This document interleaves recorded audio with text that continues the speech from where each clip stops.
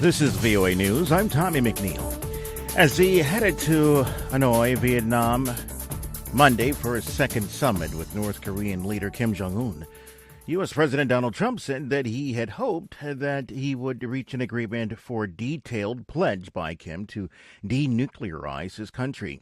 Trump said on Twitter that without denuclearization, impoverished North Korea would endure just more of the same, but Mr. Trump predicted that Chairman Kim will make a wise decision. As he meets Wednesday and Thursday with Kim, there is still little concrete evidence that progress has been made to set the specific terms of North Korea's promised denuclearization. Mr. Trump said that Chinese President Xi Jinping has been very helpful in his support of Trump's meeting with Kim Jong-un. The last thing China wants, he says, are large-scale nuclear weapons right next door. Sanctions placed on the border by China and Russia have been very helpful. U.S. intelligence officials remain skeptical that North Korea intends to follow through on Kim's Singapore pledge to denuclearize. Both the United States and the Taliban are indicating that the current round of negotiations in Doha that started Monday may prove more crucial than any other meeting till now. The special U.S. representative for Afghanistan reconciliation, Zalmay Khalilzad, called the Taliban's new negotiating team more authoritative, adding that this could indicate a significant moment. Taliban and the U.S. have set up working groups to negotiate on the two core issues, and two sides are expected to work on recommendations and a draft agreement. While visiting Venezuela Monday, U.S. Vice President Mike Pence stated that the Trump administration stands with the U.S.-recognized interim president of Venezuela, Juan Guaido. He also said that disputed Venezuelan President Nicolas Maduro must go. This is VOA News. Iranian Foreign Minister Mohammad Javad Zarif has unexpectedly announced his resignation, saying he's sorry for his inability to continue. He gave no reason for quitting, and there's been no comment so far.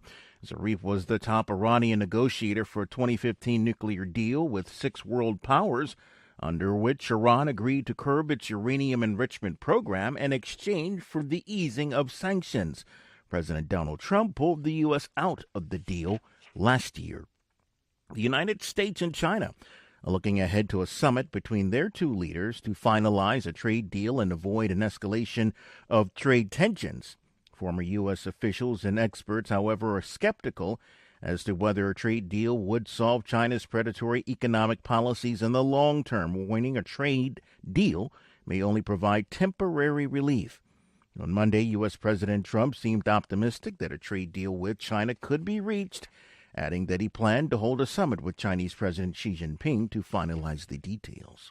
Early results from Nigeria's presidential election showed that incumbent Muhammadu Buhari in the lead, but the main opposition parties rejecting the vote counts, calling them incorrect and unacceptable.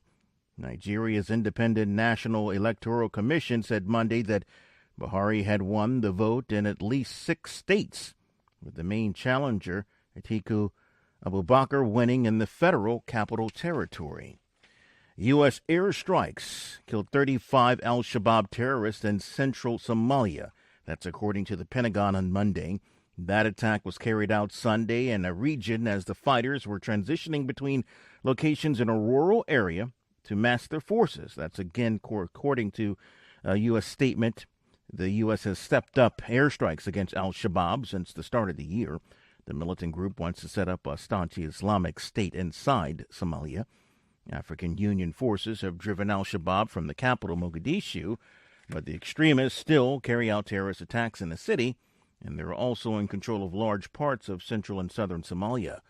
Early Monday, Somali officials said that al-Shabaab militants shot and killed 9 civilians in a Mogadishu suburb. Russian state television has listed U.S. military facilities that Moscow would target in the event of a nuclear strike, and said that a hypersonic missile Russia is developing would be able to hit them in less than 5 minutes. Russian state television broadcast the list of U.S. facilities that they say Moscow would want to target in the event of a nuclear strike. I'm Tommy McNeil, VOA News.